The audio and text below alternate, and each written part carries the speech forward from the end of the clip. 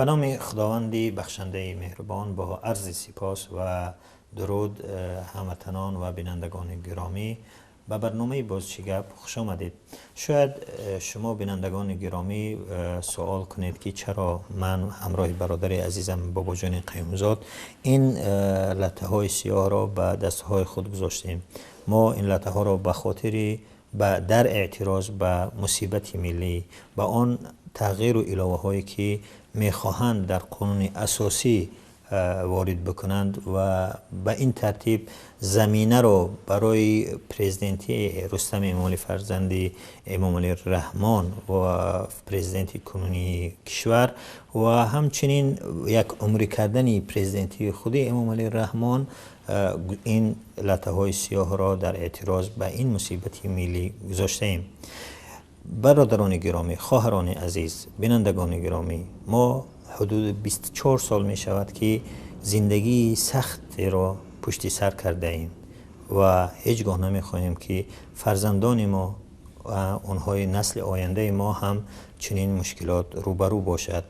واقعا هجرت ها، مشکلات ها، بی‌برقی ها، بی‌معاشی ها، این نقض حقوق انسان در این طول 23 سالی که امام علی الرحمن حکومت کرد، ما با این مواجه شدیم. ملت این را صبر کرد، ولی نمیخواهیم که فرزندان ما هم با چنین مشکلات، با چنین پرابلم ها دوچار باشد.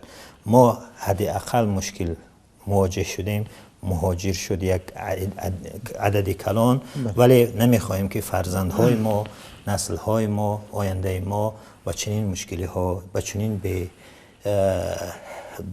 به قدری، به احترامی و چنین زندگی سخت مواجه شوند. دوستان برادران گرامی، سوال اینجا می شود که کی هست جاه طلب؟ جاه طلب وقتی که آنهایی که میگویند که فلانی اولانی فلان اونها جاه طلب هستند یا قدرت طلب هستند، قدرت طلب و جاه طلب کسی هست که چیکار میکند؟ برای مقام خودش تغییرات ایجاد میکنه و نمیخواهد که از اون سمتی که ملت اختیارش کرده است یا خودش آمده است از اون برود. پس سوال ما این است که در مدت 24 سال شما رئیس جمهور بودید، امروز نمیخواهید برید، برعکس میخواهید که خود را یک عمره پرزیدنت بکنید و فرزند خود هم بیارید به این سمت. پس کی هست جاه طلب؟ جاه طلب شما هستید یا جاه طلب اون اپوزیسیون یا اون هایی که برای آزادی کشور سعی و تلاش میکنند؟ و دیگر چیزی که این است، خود امام علی الرحمن در اول 1990 یعنی اون 16 در خوجند اون را آوردند به خاطر اینکه آشتی شود. حتی اونجا هم آشتی را کردن، اپوزیسیون هم اون صلاحیت اونها را به اون داد، ولی در نتیجه چیکار کردن؟ اونها با تانک ها و با اینها اومدن به سر ملت، ولی ملت، یک قسم ملت خیست در مقابل اون و مجبور شد که بیایند بگن که خیلی ما تاجیک بودیم، ما خطا کردیم، بیا یک صلح میکنیم و دست به دست میکنیم تا اینکه کشور آباد بکنیم. ولی متاسفانه آهسته آهسته آن تعهدات، آن چیزهایی که در وقت صلح آن وعده هایی که داده بودن آن پایبند نایستادن و آهسته آهسته آنهایی که با آنها صلح کرده بود آنها را از صحنه سیاسی دور کردن و امروز باز میخواهند که این مشکل را، این بحران را عمیق‌تر بکنن، مشکل بیشتر بکنن. ولی از اون باید این مسئولین فئه باید از اون روزی بترسن که همه ملت یک بار دیگر نبگوید تاریخ خود را یعنی میگرداند و شما بار دیگر خواهید دید که این ملت هیچگاه به این حد غلامی، به این حد پستی را قبول نخواهد کرد. و چنینی که میبینیم که در شبکه‌های اجتماعی کارشناس ها، برادران دلسوز و تندوست به این قرار حکومت که فضا را، زمینه را برای پرزیدنتی رستم امالی میکند همه مخالف هست و هیچ کم از این راضی نیست. شما موضوعی واقعا مهم رو گفتید. فقط حتی ببینید همین خبری که الان ما میخواهیم با اون شروع کنیم. بله. رجب میرزا، بله، یکی از کارشناسان، تحلیلگران موفق کشورمان هم محض به خاطر اعتراض به همین قانون گفت میخواهد سکوت کند. یعنی اعتراض با سکوت، دیگر نمیخواهد در سخن بگوید، زیرا میگوید که حرفی برای گفتن نماند. بله. چرا؟ چون یک گروه واقعا دیگر از حد گذشتند، تمام معیارهای انسانی و دموکراتی و همه را زیر پا کردند. بله. تنها به خاطر قدرت، منصب و اون جاه طلبی که دارند، دیگر هیچ چیز نیست جز قدرت طلبی و جاه طلبی. هیچ چیز دیگری نیست که امروز اونها را به این کارها واداشته است. و این است که واقعا رجب میرزا گفت که من پیشتر گفته بودم همین کار می شود، کسی خود را پیشوای ملت میگوید. و هشدار دیگری هم داد است که ما را یک انتخاباتی زود هنگام پرزیدنتی انتظار است. بله. این سخن رجب هم میتواند مثل گفته های دیگرش که گفته خودش هم گفته است واقعیت باشد. با این جاه طلبی هایی که ادامه دارد، حتی این انتقال قدرت رو به این شکل هم پیش بینی کرده بود. بله، به این شکل هم گفته بود و این همون چیزی است که دارد عملی می شود و احتمال دارد که همون انتخابات پرزیدنتی زود هنگام می گفته رجب هم صورت بگیرد و محض به خاطر همین قدرت طلبی ها. ولی نمیدونم واقعا شاید این مسئولین محترم ما مردم رو گوسفند خیال کردند. بله. یا شاید نمیدونم مردم رو اصلا حساب نمیکنند یا نمیبینند. بله. یا نمیشنوند. بله. باید یک بار بیایند و خود بیایند و ببینند که از این منمنی های خودشون پایین بیایند و ببینند که مردم چی میگن و ببینند که 1 میلیون مردم وقتی که به روسیه میرود در اونجا گاستربایتر هست و 1 میلیون مردم دیگر که در داخل تاجیکستان برای منتظری هستند که از اونها یک چیزی برسد و اینها بخورند و نمیرند. اونها با این سیاست‌های شما راضی نیستند. یعنی 3 میلیون گفتن که فعلا گزارش‌های سازمان حقوق سازمان بین‌المللی گفتن که 3 میلیون تاجیک یعنی گرسنگی آنها رو تهدید می‌کند. یعنی 3 میلیون در تاجیکستان. این کاری آسان نیست واقعا، بخصوص در این شب و روز که دوباره یک بحران اقتصادی شدید شروع شده است، مخصوصا در کشور ما. شما بیایید یک بار با این کارنامه خودتون نگاه کنید، ببینید واقعا که برای مردم چی آوردید. اگر شما امروز میگید که صلح آوردم، صلح مال شما نبود، واقعا صلح مال شما نبود. این رو باید هیچ وقت فراموش نکنید. صلح مال مردمی بود و مال اون ملتی بود که یکدیگرش فهمیدن و یکدیگرش کنار آمدن. بله. شما کی هستید؟ امروز آمدید دعوا میکنید. اون صلح رو پایمال کردید. بله، امروز شما آمدید اون صلح پایمال کردید. شما پایمال کردید. ولی ما میدونیم که تاریخ روزی میرسد که تاریخ دوباره این صلح را برقرار کنندگان صلح را به جای خودش میرساند و اون کسی که به این صلح خیانت کرده است برای مردم آشکار خواهد شد و اون همچون خائن در نزد ملت و در نزد خدا جواب خواهد گفت ان شاء الله. ولی مطمئن باشید با چنین جاه طلبی های اصلا افراطی، نمیدونم دیگر، این از حد غیر معقول. باور کن انسان فکر میکند که این کارها رو یک افرادی کرده ایستادن که از عقل بیگانه شدن شاید. چون دیگر در عصر 21 تمام مردم به دیگر سمت در حرکت است. مردم آزادی ها و مردم معمولا رهبران کشورهای پیشرفته دنیا با راه دادن آزادی ها خودشان را در تاریخ ماندگار میکنند. بله. با راه آوردن دموکراتیا، با راه آوردن عدالت به جامعهشان خودشان در تاریخ ملت هاشون ماندگار و دائمی میکنند. ولی در کشورهای ما، در کشور ما امروز میخواهند با زور خودشان در تاریخ نامشان ثبت کنند. ولی مطمئن باشید که نام شما در تاریخ به بدی ابدی خواهد ماند. یعنی اونایی که حسنی مبارک، زین العابدین، همه اونایی که فرعون و دیگرهایی که با زور میخواستند سری مردم یعنی حکومت بکنند و 1 سال 2 سال نه، یکی از خطاهای بزرگی که میگویند که حسنی مبارک و قذافی دیگرها مرتکب شدن و باعث غضب مردم و ناراحتی مردم شد، این شد که اونها میخواستن فرزندهای خود را جایگزین بکنند و حتی اونهایی که نزدیک به اونها بودند، به نزدیک به خودی حسنی مبارک یا قذافی و دیگر از این ناراحت بودند. یعنی اونهایی که در طرف دست راست چپی قذافی حسنی مبارک بودند واقعا بعد گفتن که ما از این که اونها میخواستن فرزندان خود را جایگزین کنند ناراحت هستیم. و واقعا هم در تاجیکستان اون در بین اون مسئولین ما هم انسان‌های وطن دوست هستند که از این ناراحت هستند. درست است؟ ملت ناراحت است. یعنی اگر ما بدونیم که فرضاً اگر گفتیم که این ملت به این حد اگر شما کمتر شرایط رو بهتر میکردید، میدیدیم که مثلا رستم امالی از دیگر جنبه ها پیشرفته است و عقل و فراست و ذکاوت، باز ملت یک فکر میکرد. ولی معلوم است که کی هستند، معلوم است که وطن به چه میبرد. و بعد در کشورهای پیشرفته نه اینی که فرزند بیاری تیار بکنی و اینقدر ملتی فرزانگان ملت در بیرون از کشور هستند. برندگان گرامی، فعلا میاریم اون پستی که رجب میرزا در فیسبوک گذاشته است، یک میخوانیم نظر بکنیم. میگوید که اخیرا خلاصه کردم که دیگر بر رسانه ها و مطبوعات نظری اظهار نکنم. نه سری ترس از کسی ندارم، کسی هم خواهش یا طلب نکرده، کسی فشار هم نآورده است. دلیلش یک است و مشخص، دیگر حرفی برای گفتن نمانده است. پس از اعلان نتیجه های اولیه انتخابات اخیر پارلمانی زود گفتم که ما را یک تغییرات الهه ها با کنستیتوسیا تهدید میکند. نشد، یعنی سوال علامت سوالی نشد. نگفتم که ماده 28 قانون اساسی وضع می شود، نمی شود. آیا با شیوه های احتمالی انتقال قدرت اظهار نظر نکرده بودم؟ نزدیک آمدیم.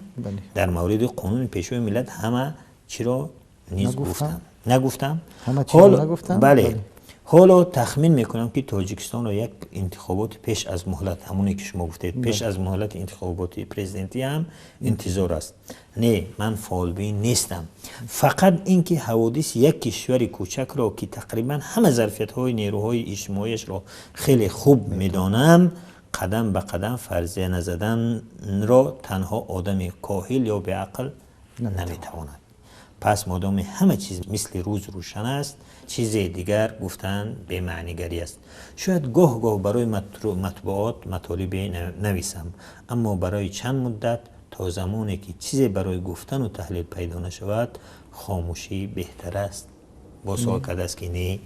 در این واقعا رجب میرزا یکی از تحلیلگران چیره‌دست کشور هستند و بعد اون هم در این پست فیسبوکی او خیلی از کارشناسان و فرزانگان ملت هم نظر کردند و بختیار امینی گفته است که درست به معنی شده همه چی به یک ملتی بیروح تبدیل شده ایم.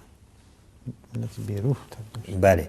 سید یونس سیسترروشنی میگوید که این تصمیم جناب شما، یعنی با کی خطاب میکند؟ رجب میرزا، که درست نیست. شما از استعداد تحلیل اوضاع برخوردار هستید، بنابراین باید به کار خودتون ادامه دهید و از قضا حرف برای گفتن امروزها بیشتر از هر زمانی دیگر است. داریوش رجبیان، این ژورنالیست تاجیکی در بی بی سی هم کار میکند، این میگوید که امروز دنبال تحلیل در دوشنبه میگشتم، کاری سختی بود. بعد در چی میگوید که همیشه باید گفت. ببین، همیشه باید گفت، بی‌وقفه باید گفت، پیوسته باید گفت، تا شعله امید سو میزند باید گفت. حتی اگر تصور میکنیم که آن شعله هم فرو خفته است باید گفت، چون شعله امید هرگز فرو نمی نشیند و صرفا تصوری ماست که ناامید شده ایم. همیشه شعله امید هست، حتی در تیره ترین نقبه که دستی ویرانگری بشری کنده است. مهمانشاه شریف زاده، اون متفکر تاجیک، فیلسوف تاجیک گفته است که یکی از دانشمندان نادر است که بله، فکر میکنم در واقعیت تاجیک زیاد رویدادها ها هنوز بهای درست نگرفتند و معنی آنها آشکار نیست. آینه هنوز پرره نیست و از این رو این عجوبه که در هستی بسیاری ها شکل گرفته است، سیمای خود را نشناخته است، هنوز هم دارد در دیگران می سبزد یا می سیاهد. این عجوبه را دارد. دیگر همون ناامیدی منظور. بله. میژگان گلنار گفته است از چند دو بیت فروغ فرخزاد را اقتباس آورده است. گفته است که بلبهای مزن قفل خموشی که در دل قصه ناگفته دارم، زیپایم باز کن بندگران را که از این سودا دل آشفته دارم. شهزمان علیم این عضوی حزب سوسیال دموکرات و یکی از فعالان واقعا جامعه شهروندی و خیلی جدی گفته است که گفتنی ها به گفتن هم ناگفته میمانند، نشود که گفتنی های ناگفته ماند. دیگر از اینهایی که در این پوست رجب میرزا اظهار نظر کردند زیاد هستند، ولی ما یکی از حکیم ربینپور گفته است که هر شخص از ناعدالتی ها دلگیر می شود زمانی که مهنتی او را قدر نمی کنند و تحقیر هم می نمند. ولی دوستم رجب تقدیر ما همین بوده است. در این دنیا قدر نداریم. بله. واقعا چیزای جالبی گفته است. شاعر مشهور تاجیک اسفندیار نظر همچنین در اینجا اظهار نظر کرده است. گفته است که دی یا پری روز نزد یکی از هم قلمانم به بنده نیز مراجعت کرد تا درباره پیام نیز نظر دهم. گفتم سال هاست پیامی را نشنیدم. اینقدر میدانم که در 23 سال معاش این مردم از $80 بالا نرفت. اینقدر دیدم که منی 20 ساله 45 ساله شدم، هیچ بهی را ندیدم. 24 ساله بودم که گز و برق این مردم از میان رفت. 24 ساله بودم که ملت من نام مهاجر و چرکه و این و آن را گرفت، شرافتش نابود شد. من از پیشوایی و پیغمبری و خدایی چیزی اینجا نمیگویم. پاسخهایم را در مقاله های مفصل در شماره 16 امروز نیوز با استاد بگزاده نوشته بودند، در این مورد گفتم. بعد میگوید که اکنون هم از نیکی چیزی رو در این سرزمین انتظار نیست. ببین شاعر میگوید که این خیلی مشکل است، مصیبت اکنون هم از نیکی چیزی رو در این سرزمین انتظار نیستم. میدانم که گروهک الکی نشسته دارند تغییر و علاوه ها را برای سرقانونی که فقط و فقط منفعت چند نفر را محافظت میکند و در همه حال مردم بیچاره را کوتاه دست می نماید آماده می سازند تا در دیگر انتخابات لازم نباشد. همین نوع بس. بله دیگر ضرورت برای گفتن نیست. دیگر می نشم و غزلک عاشقانه می نویسم. گویا آنچنان در خوشبختی و رفاه زندگی دارم که کار جز عاشقی ندارم، در حالی که 3 سال است بیکار و بی‌معاشم. مراد موسی هرچند دل خسته و امید کند می شود، اما هر سخنی راستین و واکنش نشان رس روح دوستان را بالیده و طبع رقیبان را خیره می‌گرداند. ظالمان را هم از خطاگی و نقصانشان گپ زدن به ایشان کمک است. شاید کمی پند بگیرند. نورعلی دولت گفته است 3 نفر نماز می‌خواندند که گربه از کجای در پیششان پیدا شده است. یکی از نمازگزاران گفته است پیش بر پدرت لعنت. دیگرش گفته است که گپ نزن که نمازت ویران می‌شود. سومش گفته است من که می‌دانم خپم. یعنی این خودش رو گفته است. واقعا سخنش هست که به من بیشتر پاسخ همین سومش جدایم معقول. بله یعنی من که میدونم که از این گفتنها هیچ فایده ای نیست، سکوت رو اختیار میکنم. ببین در تمام این کامنت ها و این گفته ها از اول تا آخر در این صحیفه رجب میرزا یک چیز مشخص است، ناامیدی اکثر جامعه رو فرا میگیرد. یعنی تصور کنید که این کاربران شبکه‌های اجتماعی کی هستند؟ اینها واقعا مغزی ملت ما هستند. اون گروه‌هایی هستند که در اینجا بخصوص در زیر پست رجب میرزا که خودش یک تحلیلگر روشنفکر است، اکثر روشنفکران پست گذاشتند و اونها هستند که بگیم مسیری آینده ملت رو باید مشخص کنند. درست؟ شما تصور کنید اینها وقتی که از این قانون به این حد ناراحتند، به شدت نگرانند، خب ولی این قانون با وجود تمام مخالفت‌های اینها می رود و تصویب می شود. نه اینکه انتخاب در این کسی رأی می دهد، هیچ که به این قانون رأی هم ندهد، این قانون می رود و تصویب می شود. ولی مصیبت ملت ما با این قانون آغاز می شود. همون مصیبت نه تنها آغاز می شود، همون مصیبتی که تا امروز یک بار بیایید کارنامه خودتون رو ببینید و بعد بیایید به چنین کارها دست بزنید. ببینید که مردم مهاجر رو در 1 سال چقدر مرده میارن. بیش از 1000 نفر سالانه 1000 مرده تاجیک از روسیه به تاجیکستان میآید. امروز خواهیم دید که چقدر سطح خودکشی به حد یک نهایت بالا رفته است. بله. ببینید که چند درصد مردم تاجیکستان برق دارد، بله. چند درصد مردم تاجیکستان معاش دارد. در وقتی که واقعا هم در وقتی که در راه به سوی کولاب میرفتم، از همون روزهای اولی که میرفتم میدیدم که مردم زنان و دختران و کودکان با عرابه و با خر آب میکشیدن. تا امروز میبینم که آب میکشند. بله. چرا؟ چی کردید برای اونها؟ چی آوردید برای اونها؟ بله. شما اگر با اون چند ساختمانی که در دوشنبه ساختید مینالید، اونها رو هم به منفعت خودتون ساختید. اگر هتل گستنیڅه ساختید به خاطر درآمد خودتون ساختید. اگر یک امروز میخواهید چایخانه راحت رو چپه کنید، حتی یک همچون یک میراث فرهنگی ما باقی مانده است، اون رو بله اون رو میخواهید چپه کنید، باز هم به خاطر منفعت های خودتون است، نه چیزی دیگر. این رو ملت الکی میداند. پس بیایید از این بزرگ بازی هاتون دست بردارید و بگذارید که با مردم اگر آیند میخواهید که خودتون رو در تاریخ ابدی کنید، به خوبی ابدی کنید، نه به بدی. بیایید به مردم آزادی بدهید که شما رو با خوبی یاد کنند. وقتی که هر چی به مردم فشار آوردی و به او هیچ چیزی ندادی، مطمئن باش که در تاریخ بنیکی باقی نخواهی ماند. همچنانه که فرعون باقی نماند، همچنانه که نمرود باقی نماند. و امروز اونها سیمبل های بدی، دشمن دین و دشمن ملت هاشون یاد میشوند، اگرچه شما از اونها قوی تر نیستید. و امروز هم دیدیم در دنیای امروز که اونهایی که دیکتاتور بودن، نه اینکه در آخرت یا که در تاریخ نامه‌هاشون بد میشن، در همین دنیا هم دیدیم که چقدر مشکل.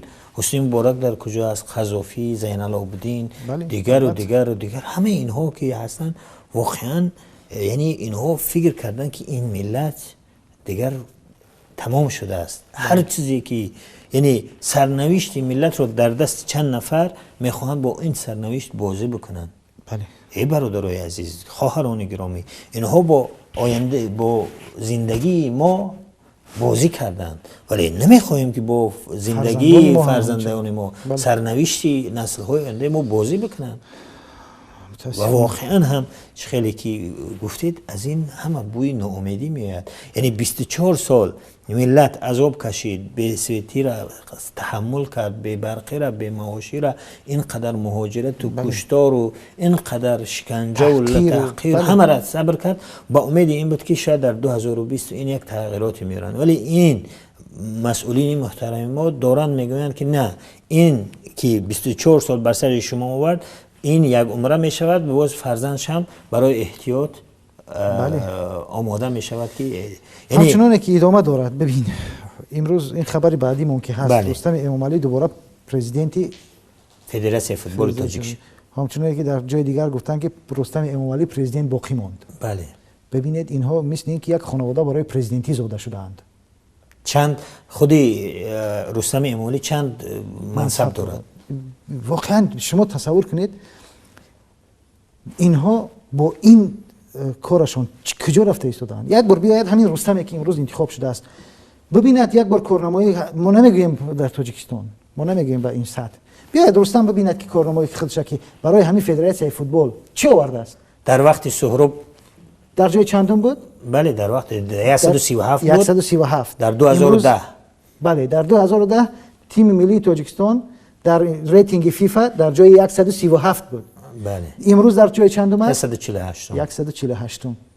کو دست آورده این است در دست آوردش، مثل همونی که تا امروز آوردن به سر ملت. در اینجا معلوم است که شما چی کار کردید، معلوم است که شما چقدر کار کردید. پس بمانید یک کسی دیگر بیاد بهتر کند. هر کسی که شما که نتونستید این را بهتر کرده، عادت کنید، یاد بگیرید که با یک کسی بتید که اون بتواند این را. سهراب قاسموف. بله سهراب قاسموف، خدا رحمت کند گذشت. بله خدا رحمت کند. اون با این که بود بهتر بود. بله این بخش بهتر بود. ببین هر جا که مناپولیا شد، از یک طرف دیکتاتور در هر جای آمد، اونجا بنابودی می رود.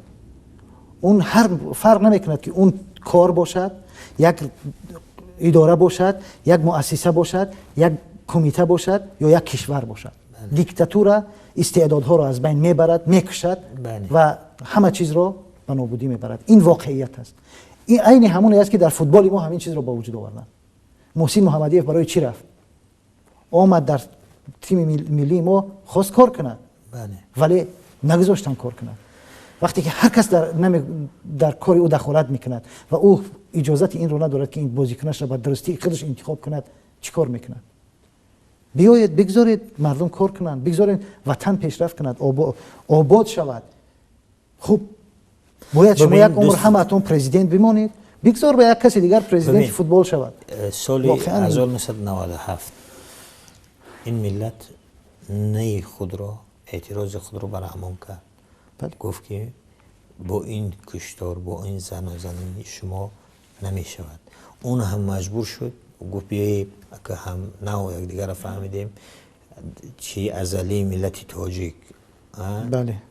این خیردی ازلی ملت تاجیک بالا رفته است و که ما یک دیگر را میفهمیم. من در اون روزهای مذاکرات همین گپ را میگفتن.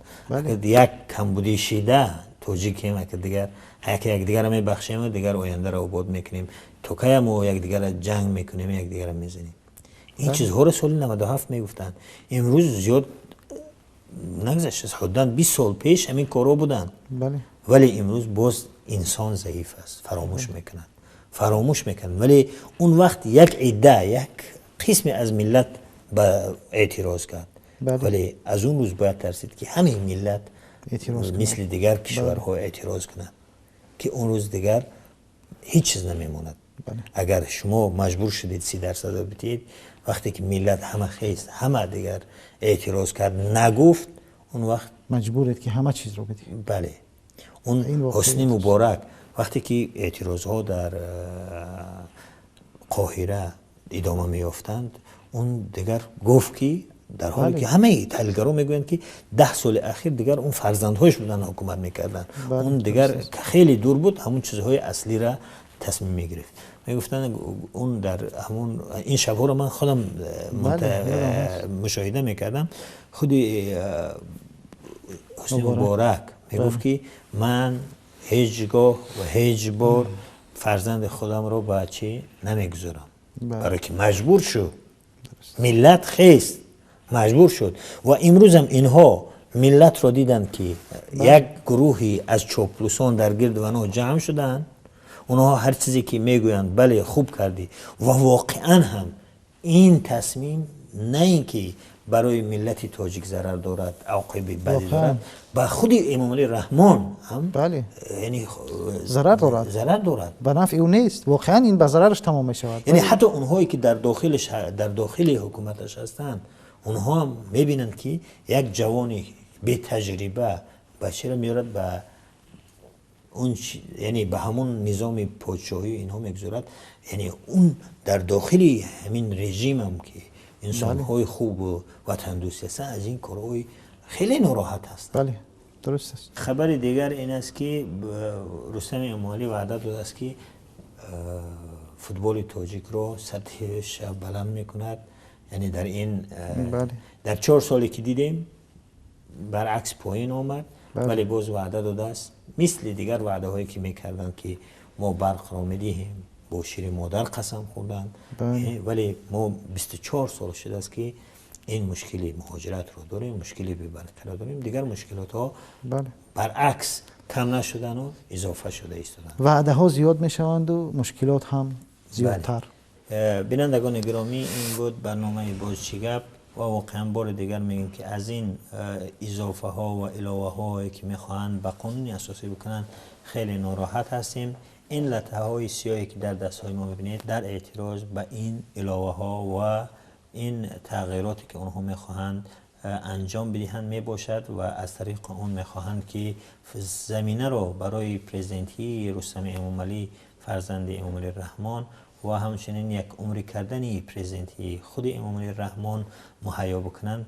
این دست های این لطه های سیاه به این خاطر زده شدند و دعا میکنیم که خداوند ملت ما را سرزمینی بیشت آسای ما را در پناهش نگه دارد و از ظلم و ستم نگه دارد و زندگی خوب و خوش و آرام و آزاد ملت ما داشته باشد.